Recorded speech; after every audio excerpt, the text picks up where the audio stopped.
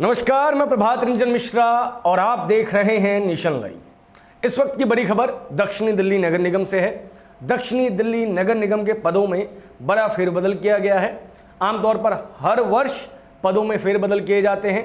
इसी क्रम में इस वर्ष भी पदों में फेरबदल किए गए हैं और मेयर के रूप में सागरपुर वार्ड नंबर 31S के निगम पार्षद मुकेश सूर्यान को चुना गया है। आपको बता दें कि 2022 में निगम के चुनाव होने हैं। इस लिहाज से ये निगम का इस कार्यकाल का आखिरी वर्ष है।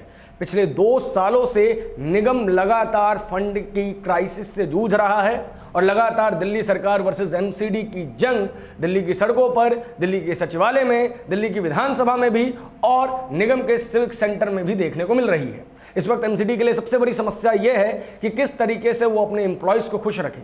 खुश रखने का तात्पर्य यही है कि वो किस तरीके से उनकी सैलरी दे। इन चुनौतियों के बीच एसडीएमसी का नया मेयर मुकेश सूर्यान को चुना गया है। आपको बता दें कि 2017 में पहली बार मुकेश सूर्यान निगम पार्षद बने थे।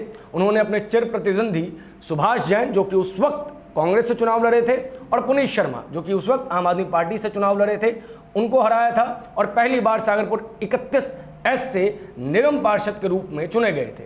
आपको एक दिलचस्प कहानी और बता दें, मुकेश सूर्यान ने इन प्रतिद्वंदियों को तो हराया ही था, साथ में भारतीय जनता पार्टी के अपने साथी लोगों को भी हराया था। हालांकि वो चुनाव में नहीं हराया था, चुनाव की टिकट की रेस में हराया था। कहने वाले ये कहते हैं कि मुकेश सूर्यान की टिकट अंतिम समय तक फाइनल नहीं थी, लेकिन मुकेश सूर्यान कॉन्फिडेंट थे कि वो चुनाव जीत जाएंगे और उनको टिकट भी मिलेगी। हुआ भी कुछ ऐसा ही।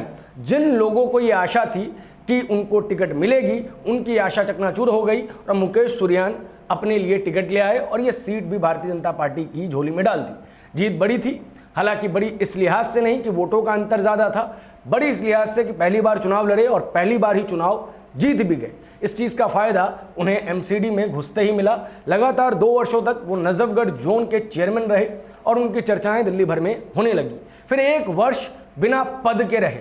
इसको आप इस तरीके से भी समझ सकते हैं कि ये वर्ष 2019-20 का था।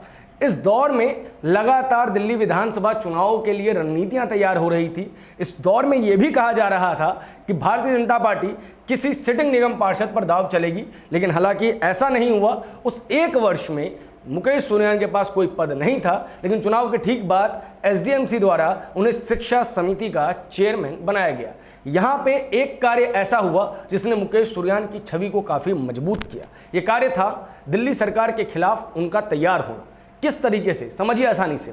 दिल्ली सरकार आमतौर पर 2 चीज़ों पर चुनाव लड़ती है। मुख्य रूप से मुद्दों की बात करें तो फ्री बिजली, फ्री पानी, इनको हटा दिया जाए तो बेहतर स्वास्थ्य सुविधाएं और बेहतर शिक्षा व्यवस्था।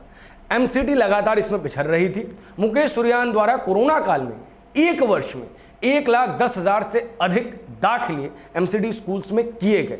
ये उनके लिए एक बड़ा माइलस्टोन था, एमसीडी के लिए एक बड़ा माइलस्टोन था और इसने एमसीडी के सरकारी स्कूलों की छवि पूरी दिल्ली में सुधारने का कार्य किया। इसी का फल शायद आपको लग सकता है कि उन्हें मिला है मेयर के रूप में चुन के।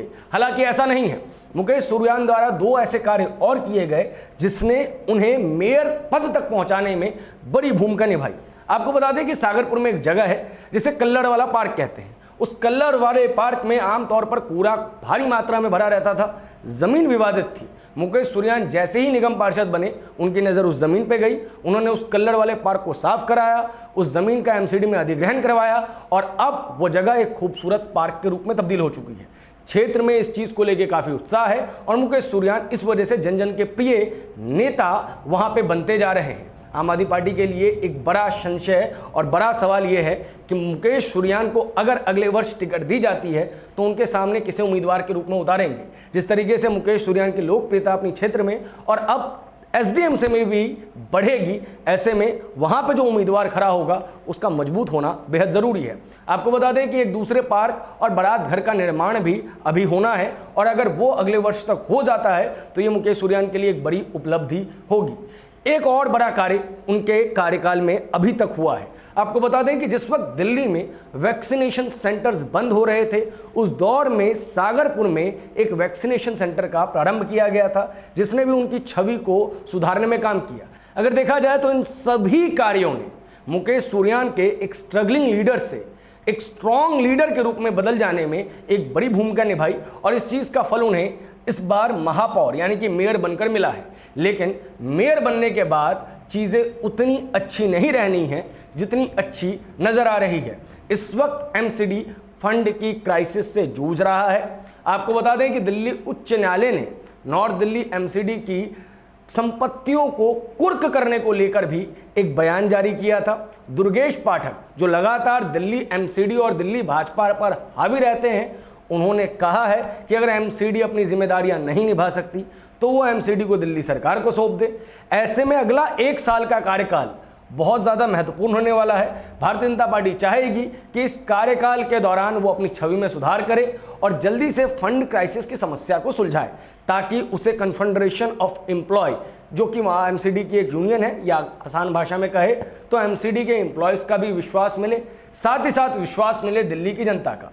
2022 में होने वाले चुनाव भारतीय जनता पार्टी के लिए बेहद महत्वपूर्ण होने वाले हैं, क्योंकि विधानसभा चुनावों में पिछली बार की अपेक्षा भी इस बार भाजपा ने कुछ ज़्यादा बेहतरीन प्रदर्शन नहीं किया। वो 3 से 8 पे ज़रूर आए, लेकिन दिल्ली से लगातार निर्वासित हो रहे हैं, दिल्ली की सत्ता से लगातार दूर हैं। लेकिन पिछले 15 वर्षों से वो लगातार दिल्ली में एमसीडी पर तो काबिज हैं ही।